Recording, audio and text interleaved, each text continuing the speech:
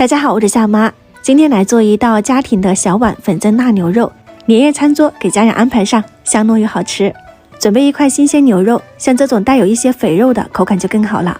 我们逆着纹理给它切成厚片，过年可以多做一点哦。放入碗中，我们开始调味，加入姜末、五香粉、生抽，再来一点食用盐、蚝油。最后的话呢，我们需要加入豆瓣酱和一些细的辣椒面，抓捏均匀。里面的豆瓣酱我有剁碎的，不然会有大颗粒。像这样子带有一些粘性，分次加入100毫升的清水，我这里是2斤牛肉，把水分抓进肉里面，这样蒸出来的牛肉就不会发干。再倒多一点的花生油，锁住水分。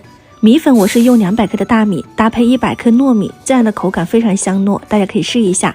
用小火炒到变颜色，加入一把花椒，再炒2分钟，有花椒的香味，颜色也更深，这个状态就可以出锅。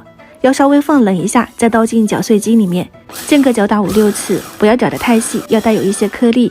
再加入一勺玉米淀粉，搅拌均匀，这样裹在外面的米粉就搞定了，很香。分次倒入牛肉里面，抓捏均匀。如果太干，可以加一些食用水或者是食用油。每块牛肉都均匀的裹上一层米粉，这个状态就可以上锅蒸了。我用的是这种家庭小碗，不浪费也特别方便。碗底铺上一些红薯块，码上我们的粉蒸牛肉，水开再上锅蒸40到50分钟。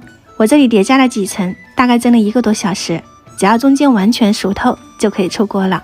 粉蒸牛肉就做好啦，撒上一些蒜末、辣椒、香菜就可以上菜啦。喜欢的朋友可以试一下哦。祝大家新年快乐，我们下期再见。